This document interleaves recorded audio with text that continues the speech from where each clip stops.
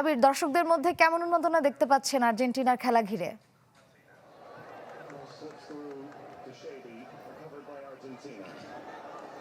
আশ্রেয়া, পুরো বিশ্ব বলা যেতে পারে বিশ্বকাপের জ্বরে আক্রান্ত এবং তার প্রভাবও কিন্তু বাংলাদেশ এসে পড়েছে।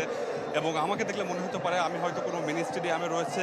পুরো ঢাকা বিশ্ববিদ্যালয় মহসিন হল দেখতে পাচ্ছেন, আর সেখানে কিন্তু যারা দর্শক রয়েছে, যারা আর্জেন্টিনার ভক্ত রয়েছে, তারা কিন্তু এই খেলাকে কেন্দ্র করে জড়ো হয়েছে সকাল থেকেই। এবং এখানে বলা যেতে পারে হাজার হাজার মানুষ কিন্তু এখানে জড়ো হয়েছে একদম সকাল ভোর থেকেই।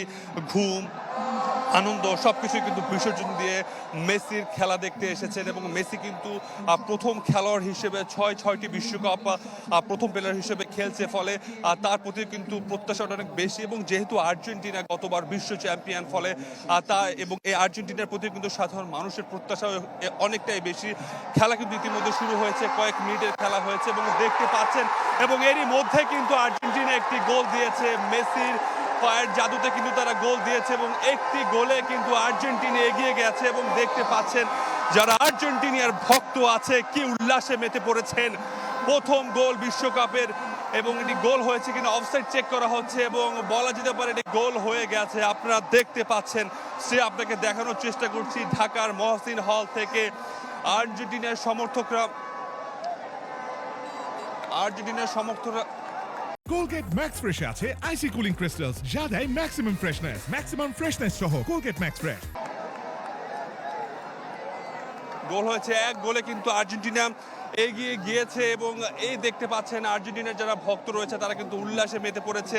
খেলা শুরু হওয়ার কিন্তু 5 মিনিটের ভিতরে কিন্তু আর্জেন্টিনা একটি কিন্তু গোল দিয়েছে, ফলে যারা দর্শক রয়েছে তারাও কিন্তু উল্লাসে মেতে পড়েছে। খেলার কিন্তু এখনো অনেকটা সময় বাকি। খেলার শুরুতেই কিন্তু আর্জেন্টিনা যেভাবে তাদের প্রভাবটা বিস্তার করেছে দেখতে পাচ্ছেন, এবং সে তুলনায় কিন্তু খুব সহজে একটি গোল তারা দিয়ে দিয়েছে। এবং এখন পর্যন্ত যে অবস্থা আমরা দেখতে পাচ্ছি, দর্শকরা খুবই উল্লাসিত। আপনি যেমনটি প্রশ্ন করলেন, খুবই উল্লসিত, যেহেতু ব্রাজিল এক গোলে কিন্তু মরক্কোর সাথে ড্র করেছে, জয় পায়নি। এবং অন্য যারা বড় দল রয়েছে তারাও আমরা দেখেছি খুব সহজে কিন্তু জয় পায়নি। এর আগে কিন্তু আর্জেন্টিনার সাথে 2007 সালে আলজেরিয়া কিন্তু একটি ম্যাচ খেলেছিল, সেই ম্যাচে আমরা দেখেছি 4-3 গোলে কিন্তু তারা হেরেছিল আর্জেন্টিনার কাছে। এবং আজকে আমরা দেখেছি আবার কিন্তু বলা যেতে পারে প্রায় 18 বছর পর আবার আর্জেন্টিনার সাথে তারা কিন্তু খেলতে নেমেছে, এবং আর্জেন্টিনার সাথে কিন্তু তারা আবারও মাঠে নেমেছে। তো আমার কাছে যে আমরা যে চিত্র দেখতে পাচ্ছি সেটি হলো যে একটি গোল কিন্তু আর্জেন্টিনা ইতিমধ্যে দিয়েছে ঢাকার মহসিন হলে।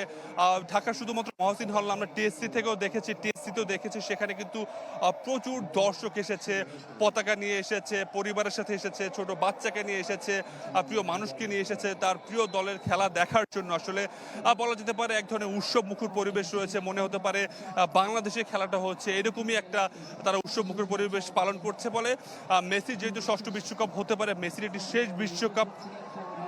হ্যালো ভাইয়া,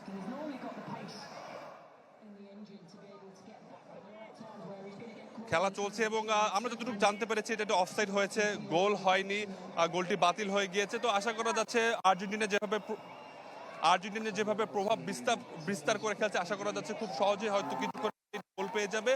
তো আমার কাছে সর্বশেষ ঢাকার মহসিন হল থেকে এই তথ্য ছিল। ধন্যবাদ আবির আপনাকে।